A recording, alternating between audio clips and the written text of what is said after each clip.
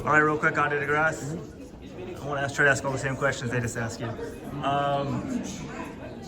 Last year, you guys kind of started slow. We got down to 1976 at the end of the season. Sort of what happened early on in the year, and how do you feel heading into 2024? Yeah, I mean, last year was a bit of an adjustment, new coach, new environment, just coming off of an injury as well. So it took me a while to kind of get my mojo back or my rhythm back, sprinting. So, I mean, it started coming along by worlds, but I left it a little bit too late, because of just the whole transition of that. So, but yeah, I mean, the last couple of meets, I knew I was coming into good form. I was coming back into good shape. So I was like, okay, well, after the World Championship, I'm going to continue to keep running on the Diamond League circuit. So I did about like 3 or 4 meets. And then when I went to Brussels, I felt myself coming back, ran 19.8. I was like, okay, I'm feeling good. I think I'm ready for the Diamond League final.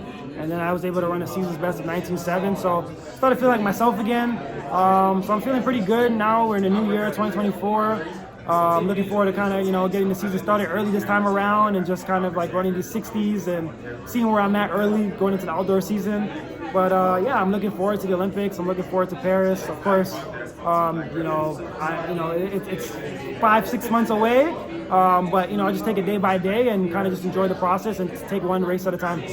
Yeah, as a casual sprint fan, I was at Worlds when you didn't deliver. It was like shocking. Yeah. Then I'm like, maybe this guy's done. Maybe you're only 29, and then by Diamond League final, I'm like, oh no, he's back. I mean, I was coming along. I mean, the World was tough. I mean, it was going to be tough. Like, I made the finals, but I knew it was going to be a tough one because I was now coming back. Like, I had now finally ran a season's best 3 weeks prior at my Canadian trials, but I needed a little bit more time. If Worlds was like in September, I think I would have been good to go, but I just ran out of real estate in that sense. Where coming off that injury, I started back training late. Usually we start back in October, November. I didn't kind of start back till about December, January, so I lost a few months of training there.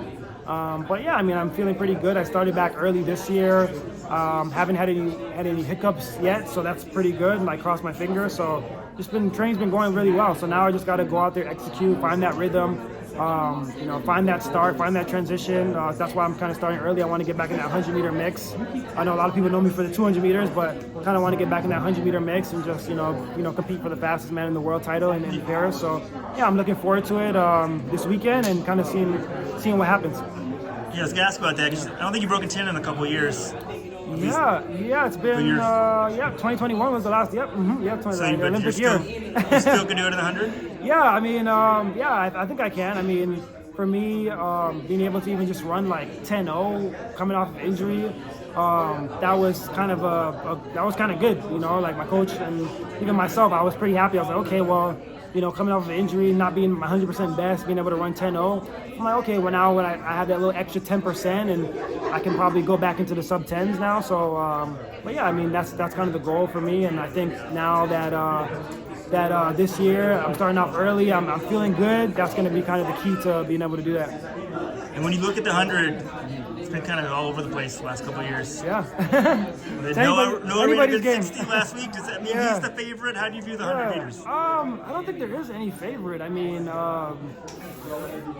it's anybody's game. Like, you've seen like the last 3 championships after 2021, 2021, 2022, 2023, it's all been different 100-meter champions. So, I mean, it's anybody's kind of game. It's whoever kind of executes the best race. Well, everyone's kind of close together in that 9-8 range. So I think it's anybody's game. Like, you can't think that anybody's really the favorite. You got to go in there thinking that you own it and you can be one of the best, and that can be you. So that's how I think of it. That's how I go about it. And if I can have a good first round, a good second round, then you get out the heats, you get out the semifinals. Then the finals, you just let it rip and you see what you got.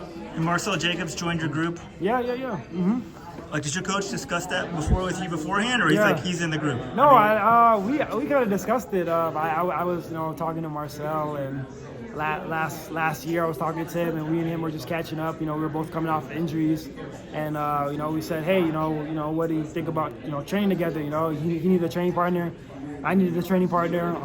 So I was like, what do you think about kind of doing that? And he's like, okay. And of course, we went back and forth a bit, like, you gonna come to Italy or you gonna come to Florida? So he said, okay, he'll come to Florida and come train there with me. So of course now we have Trayvon Bromell as well, and then Sonny Brown. So the four of us, it's pretty a good training group, and I think that's having those three guys is gonna bring out the best in me.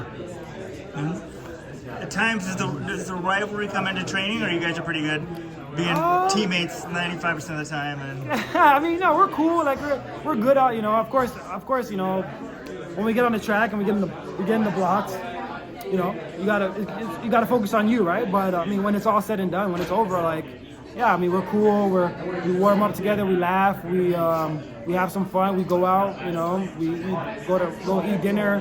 So I mean, like, we're cool. We're cordial. We were friends. But yeah, when we get on that line, it's kind of like, yeah, like it's only it's you and yourself. What does that say? Me, myself, and I. So yeah, you kind of go with the flow, and that's kind of like who you kind of have to model yourself after. It's you versus you. Yeah, I appreciate it. Yeah.